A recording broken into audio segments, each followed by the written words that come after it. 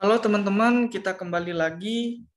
Di video kali ini kita akan membahas isian singkat. Nah, langsung saja kita bahas untuk soal nomor 1.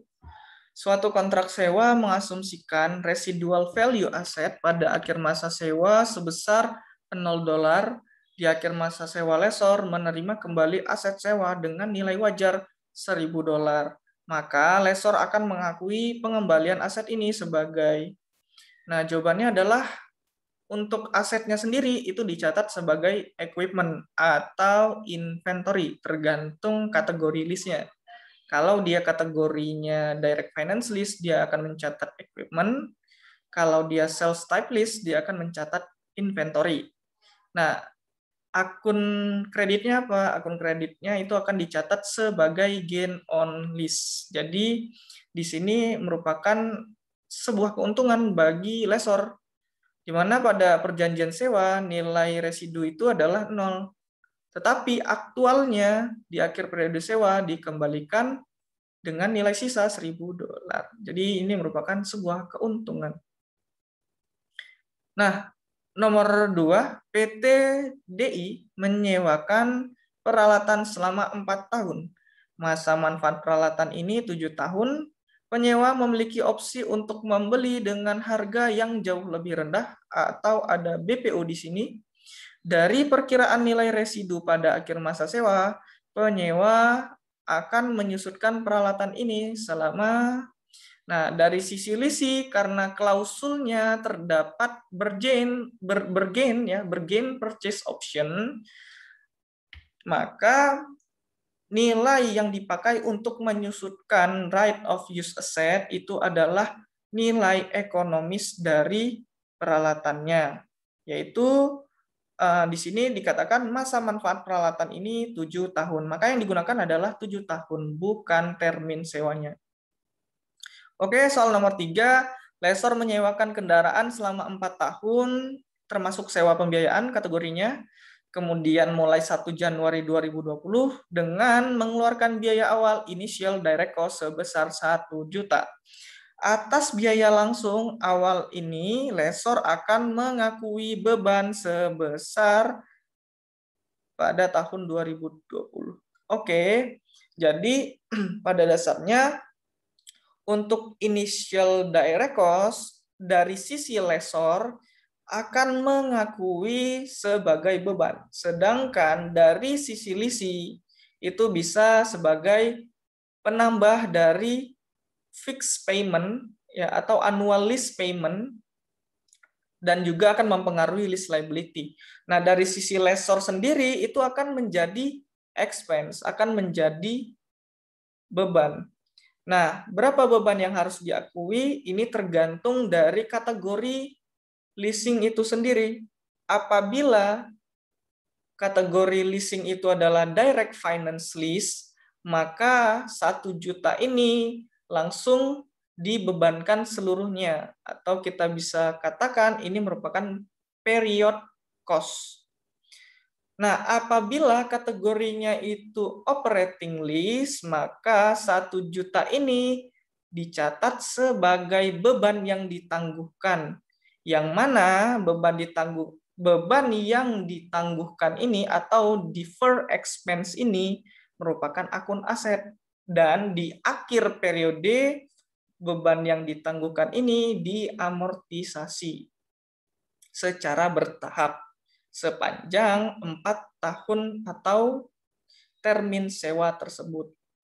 Nah, jadi karena ini merupakan sewa pembiayaan atau direct finance lease, bukan direct finance lease juga, sales type juga bisa, yang pokoknya karena dia finance lease, maka dia dikatakan sebagai period cost, sehingga yang dicatat itu adalah 1 juta, bukan 1 juta dibagi dengan 4. Nah, nomor 4, salah satu yang mengindikasikan suatu kontrak leasing diakui sebagai sales type leasing bagi lessor adalah, nah, kategori ini pembagiannya untuk sales type dan operating lease itu didasarkan pada nilai wajar dan cost dari aset yang ingin disewakan. Nah, apabila fair value itu sama dengan cost-nya, maka dia dikategorikan direct finance lease atau lease dengan pembiayaan langsung. Nah, kalau untuk sales type leasing itu kondisinya nilai wajar tidak sama dengan cost asetnya. Lanjut, nomor 5, dalam akuntansi leasing, jika lease mencatat adanya lease payment, maka akan menyebabkan nilai right of use asset. Nah, jawabannya adalah bertambah.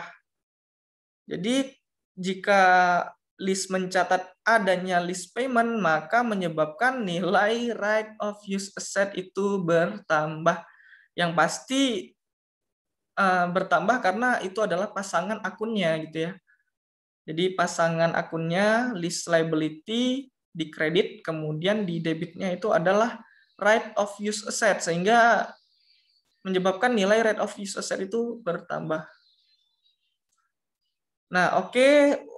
Soal nomor 6, pada sales type lease, perusahaan akan mencatat nilai gross profit atas leasing dengan unguaranteed residual value titik-titik dibandingkan leasing dengan guaranteed residual value. Jawabannya adalah jumlahnya sama. Jadi perusahaan itu akan mencatat nilai gross profit itu jumlahnya sama meskipun lessor itu mengkategorikan sewanya itu finance lease dengan guaranteed maupun unguaranteed. Jadi baik itu dia guaranteed maupun unguaranteed, jumlah gross profitnya pada akhir periode itu sama. Nah, oke, nomor 7 ya. Pada sales type lease, nilai initial direct cost akan dicatat sebagai, oke, jadi pada sales type lease, initial direct cost akan dicatat sebagai apa? Sebagai beban. Ingat, namanya sales type lease itu selalu ada dari sisi lessor yang mengkategorikan. Jadi, initial direct cost ini dari sisi lessor tentu akan dicatat sebagai beban, ya. Baik itu dia beban langsung maupun beban yang ditangguhkan, yang intinya pada akhirnya ya, dia akan diakui sebagai beban. Oke, lanjut nomor 8. Perbedaan mendasar direct finance lease dengan sales type lease adalah, nah, perbedaannya tadi cara mengkategorikan bahwa finance lease ini operating atau direct finance. Nah, jadi perbedaannya itu mendasar terkait dengan fair value asset dan cost asset. Kalau direct finance lease, fair value asset itu sama dengan cost asset. Kalau sales type lease, fair value asset itu tidak sama dengan cost assetnya. Lanjut nomor 9, pada laporan keuangan, akun lease liability diungkapkan pada.